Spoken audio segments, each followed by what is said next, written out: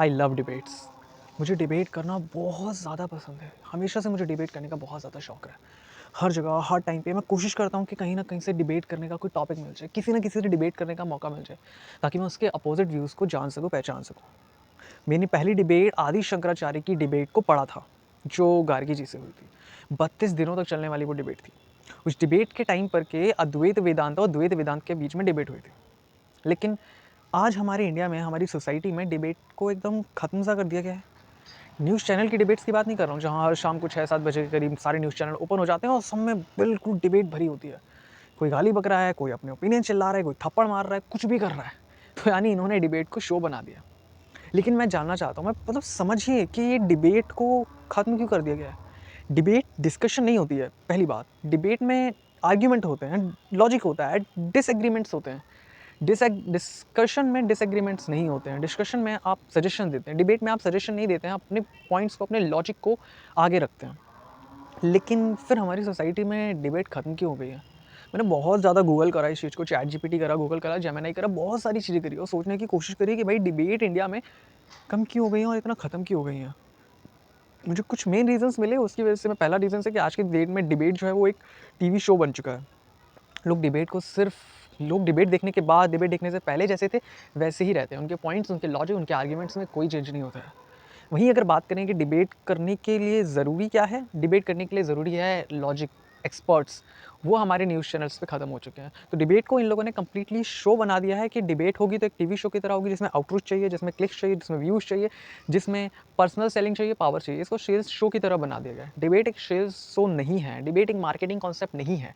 Debate एक ज़रिया है समाज में, जहाँ पे हम अपने से डिफरेंट आर्ग्यूमेंट वाले, डिफरेंट पर्सपेक्टिव वाले बंदे को चैलेंज कर सकते हैं। लेकिन बात आती है कि दूसरा पॉइंट है कि डिबेट्स में जो इको चैम्बर्स बन गए हैं, डिबेट्स में सामने वाला बंदा अपनी आइडियोलॉजी के अलावा किसी और की आइडियोलॉजी को सुनना ही नहीं चाहता है। फॉर सपोज अगर मैं बीजेपी का सपोर्टर हूँ तो मैं कांग्रेस के अच्छे काम भी नहीं देखूंगा, मैं उनको देखना ही पसंद नहीं करूंगा।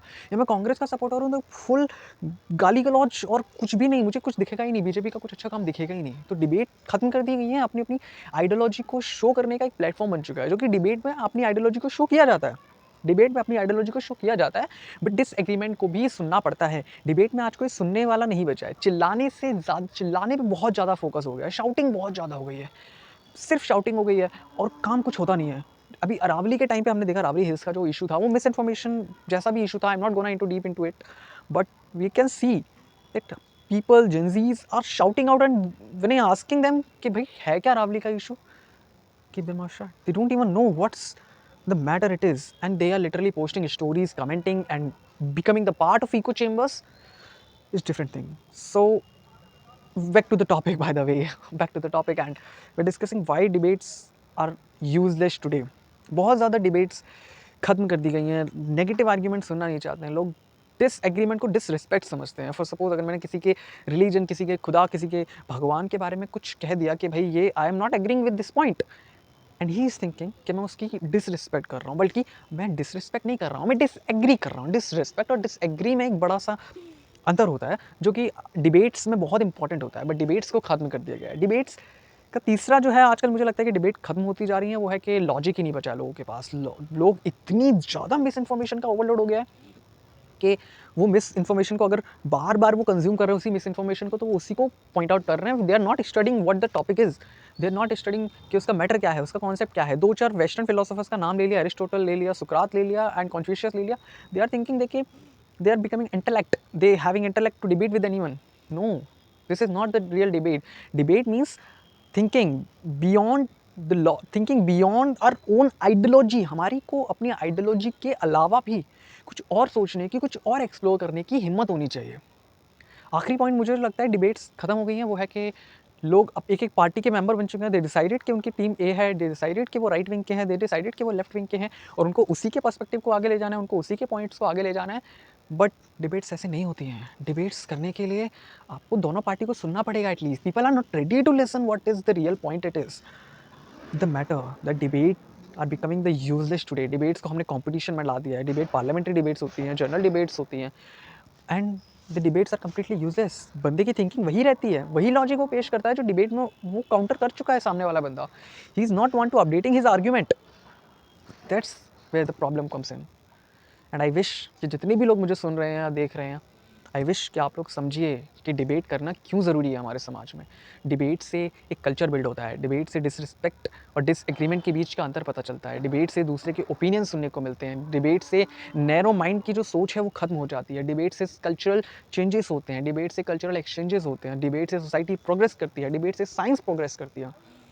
So that's why debate is important. But debate किस तरह की है ये डिपेंड करता है। आपको डिबेट करना है, अगली बार से आप डिबेट करें तो प्लीज़ डिसएग्रीमेंट और डिसरिस्पेक्ट का बीच का अंतर समझिए।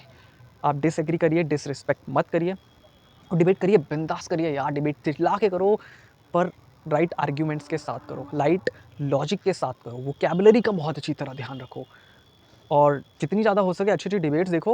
इंडियन न्यूज़ चैनल की डिबेट्स मत देखो ना, पाकिस्तानी न्यूज़ चैनल्स की मत देखना, किसी की भी न्यूज़ चैनल वालों की जहाँ पे आपको लगे क्लिकबेट्स चाहिए, जिनको व्यूज़ चाहिए, जिनको प्रमोशन करना है, जिनको मार्केटिंग करनी है, don't watch their debates. So debate देखो, टेड टॉक्स की डिबेट देखो, टेड में जो डिबेट्स होती हैं, या फिर कल्चरल डिबेट्स होती हैं, या फिर आप चैट जीपीटी से डिबेट कर सकते हो, या कह सकते हो कि अगर आपने किसी पर्सनैलिटी के बारे में पढ़ा, for suppose I have listen about the Jiddu Krishnamurti ji and someone is from Srila Prabhupada, so atheist versus theist the debate started.